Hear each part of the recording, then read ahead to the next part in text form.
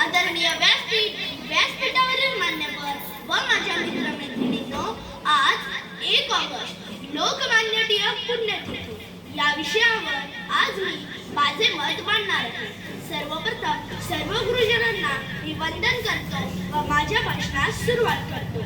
बळवंत गंगाधर टिळक म्हणजेच आपल्या सर्वांचे लाडके लोकमान्य टिळक यांचा जन्म 23 जुलै 1856 रोजी रत्नागिरी जिल्ह्यातील चिखली या गावी झाला.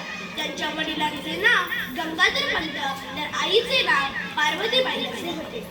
त्यांचे वडील पुण्यात नोकरीला असल्यामुळे त्यांचे सर्व शिक्षण पुण्यातच झाले.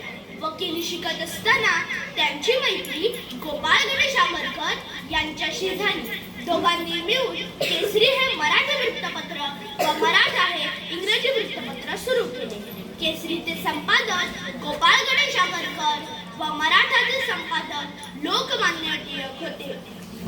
वृत्तपत्रामधून सरकारचे डोके ठिकाणावर आहे का असे ठणकावून विचारणाऱ्या टिळकांनी पुण्यात न्यू इंग्लिश स्कूल नावाची शाळा, फर्ग्युसन महाविद्यालय व डेक्कन एज्युकेशन सोसायटीची स्थापना केली.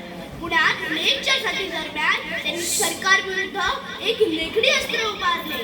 दुष्काळ खासा पडला आहे, गुरे कडव्याच्या भावाने तर कडवा सोन्याच्या भावाने विकला जात आहे. इथे राजे लोकांनी तमाशे करावे व कंगाल नेते बघणाऱ्यांच्या गर्दीत चिरडून मारावे. झालं, सरकार बिथरलं आणि टिळक पुन्हा गरमले. सरकारचे डोके ठिकाणावर आहे का? आणि त्याचा परिणाम व्हायचा तोच झाला. टिळकांवर राजद्रोहाचा पहिला खटला दाखल करण्यात आला. दुसऱ्या खटल्याची शिक्षा ऐकून टिळक म्हणाले, जुरीने मला दोषी ठरवले तर खुशाल ठरवू, पण मी गुन्हेगार नाही. न्यायपीठापेक्षाही अशी एक मोठी शक्ती असेल. कदाचित ईश्वराचीच इच्छा असेल की मला शिक्षा व्हावी व याच कारणाने माझ्या कार्याला उचित दशा यावी. झालं, टिळकांवर 6 वर्षाची काळ्या पाण्याची शिक्षा देण्यात आली. त्यांना मंडालेच्या तुरुंगात डांबण्यात आलं.